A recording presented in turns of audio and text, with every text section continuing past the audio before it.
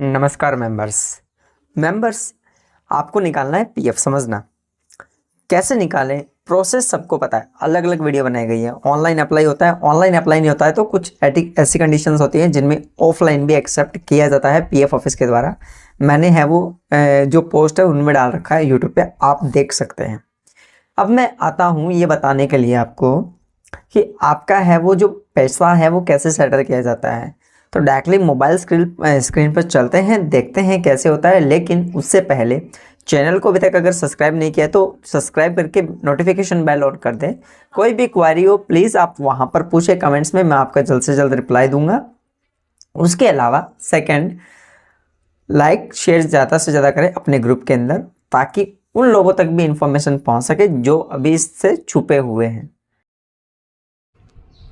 Members आपके सामने UN login है। यहाँ पे मैं आपको मोटा मोटा बता रहा हूँ। क्लेम यहाँ से अप्लाई होते हैं, सभी को प्रोसेस पता है, फिर भी बता देता हूँ। क्लेम आप यहाँ से ऑनलाइन सर्विसेज के अंदर जाकर के अप्लाई कर सकते हैं। यहाँ पे पहला ही ऑप्शन है क्लेम वाला, यहाँ पे आप कर सकते हैं। लेकिन अगर आपने कंपनी शिफ्ट कर रहे हैं, जैसे पुरानी कंपनी में काम किया था, अभी नई कंपनी ज्वाइन कर ली है, तो वहाँ पे करना हो तो ये जो नीचे सेकंड ऑप्शन है ट्रांसफ़र वाला यहाँ पे। और अगर आपने कोई क्लेम डाल रखा है तो वो यहाँ पर आता है। और ये पहले होता था कि ट्रस्ट के केस के अंदर वो डाउनलोड एंड एग्जिट किया आता था।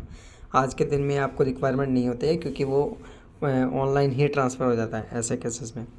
अब यहाँ पे क्या होता है कि अगर आपको ये चेक करना हो कि भाई हमारा ट्रांसफ़र है कि नहीं, तो यहाँ पे व्यूज़ के अंदर व्यू सर्विसेज में आना है। तो यहाँ पे सर्विस हिस्ट्री पे आ गए। यहाँ पे आपको जो भी कंपनी में आपने काम किया होगा वहाँ का यहाँ का आपको ब्यौरा है वो उसमें मिल जाएगा।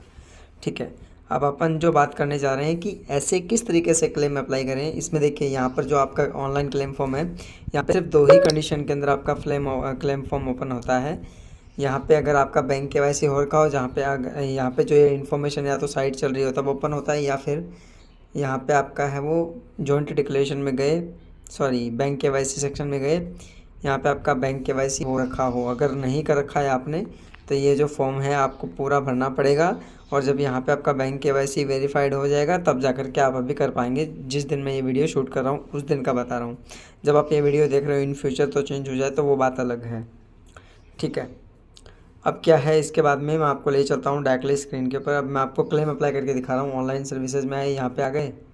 यहाँ पे आने के बाद में मैं इन्फॉर्मेशन फिल कर देता हूँ। जब मैं यहाँ पर जो डिटेल्स होती है बैंक अकाउंट वेरीफाई करता हूँ तो मेरे को यहाँ पे नीचे ही ऑप्शन देखने को मिलता है, यहाँ पे क्लिक कर देते हैं। ठीक है, क्लिक करते साथ में यहाँ पे ऑप्शन खुल के आएंगे। अब यहाँ पर अगर आपने डेट ऑफ एग्जिट डाल रखा होगा, मतलब कंपनी छोड़ने की तारीख, तो आपको वहाँ पे दिखा देगा। आप पीछे जा कर के देख सकते हैं। यहाँ पे आपको क्लेम ओपन होंगे, यहाँ पे ये ऑप्शन आपको नॉर्मली ओपन होंगे चारों के चारों। ठीक है, तो यहाँ पर आपको ये ऑप्शंस ओपन होंगे। यहाँ पे क्या है कि अभी मैंने कंपनी छोड़ दी है, ये मेरा यूएन है, 60 दिन से ज़्यादा का हो गया, इसलिए आपको ऐसा कुछ दिखा रहा है, वरना आपके केस में ऐसा नहीं दिखाएगा। आपके केस में अगर आपने अभी कंपनी छोड़ी है तो यहाँ पे जब आप ये विड्रॉल फॉर्म खोलने जाएंगे तो कईयों के ओपन ही नहीं होंगे, और कईयों के ओपन होंगे तो एक एडिशनल ऑप्शन देखने को मिलेगा। जैसे मैंने यहाँ पे फॉर्म 19 पे टिक कर दिया तो मेरा यहाँ पे देखिए सीधा ओपन होकर आ रहा है। लेकिन यहाँ पे मैं एड्रेस वगैरह डाल के इसको सबमिट कर दूँगा। यहाँ पे देखिए इसको डिटेल्स को भरूँगा, यहाँ पे वो मैं टिक करूँगा, OTP लेकर के सबमिट कर दूँगा तो मेरा क्लेम सबमिट हो जाएगा। हाँ, कई बार अगर आपको प्रॉब्लम आएगी तो समझ जाइएगा कि साइट डाउन है। यहाँ पे फॉर्म 10C ये कब ओपन होते हैं, जब आपका डेट ऑफ एग्जिट डला हुआ हो, कहाँ पर वो भी आपको दिखा दूँगा मैं। ठीक है, और अगर आपकी 10 साल से ज़्यादा की सर्विस होती है तो यहाँ पे आपको नीचे एक एरर देखने को मिल जाएगा, या यहीं पे एक एरर आ जाता है। अगर आपका क्लेम ऑलरेडी सेटल्ड होता है तो आपको यहाँ पे एरर देखने को मिल जाता है। Form 10C withdrawal scheme set, इसके मामले में स्कीम सर्टिफिकेट भी आपका अप्लाई हो सकता है।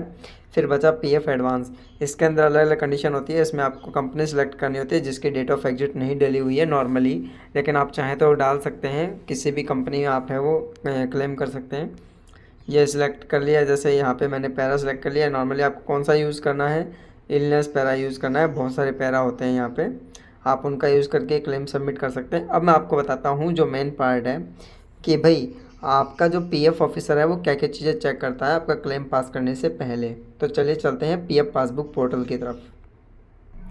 देखिए अभी पासबुक पोर्टल चल नहीं रहा है, इस कारण से मैं आपको यहाँ पर पासबुक के अंदर ही बता रहा हूँ। यहाँ पे क्या होता है, जो नॉर्मली चेक किया जाता है, जैसे आपका पीएफ अकाउंट नंबर देखा जाता है, फिर यहाँ पे चेक करते हैं अपन, यहाँ पे कंट्रीब्यूशन सीधा चेक करते हैं। वो लोग एनेक्सर के होता है उसमें चेक करते हैं कि कितने महीने का कंट्रीब्यूशन जमा हुआ है, मतलब यहाँ पे कितना टाइम का बता दे रहा हूँ आपको इस पासबुक में ही मैं, कि यहाँ पे कितना कितना मतलब कौन कौन से महीने का मिसिंग है वो चेक करते हैं वो लोग। कितने रुपए के ऊपर कंट्रीब्यूशन हो रहा है, परमिशन ले रखी है कि नहीं ले रखी, ये पैसा तो सही जमा हो रहा है ना, ये चीज़ें चेक करते हैं आपकी।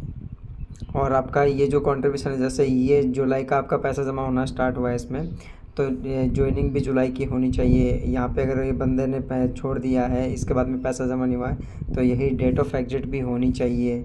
तो वो सारी चीज़ें वो पीएफ ऑफिसर है वो आपका चेक करता है। और अगर आपने कोई मेम्बर आई डीलिंग भी कर रखी होती है तो वो भी देखता है। यहाँ तक कि आपका ये भी चेक करता है कि जैसे कोई कंपनी है, जैसे ये कंपनी है और ये कंपनी है, ये कंपनी छोड़ने के बाद में ये कंपनी ज्वाइन हुई है कि नहीं हुई है, ऐसा भी चेक करता है। मतलब एक सर्विस ओवरलैप है कि नहीं वो भी चेक करता है।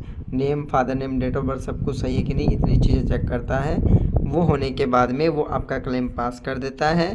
तब आपको आपका जो क्लेम है वो सेटलमेंट में दिखा देता है। फिर 3 से 5 दिन में आपके अकाउंट में पैसा आ जाता है। So members, video knowledgeable helpful लगा हो तो लाइक, कमेंट्स और सब्सक्राइब जरूर करें।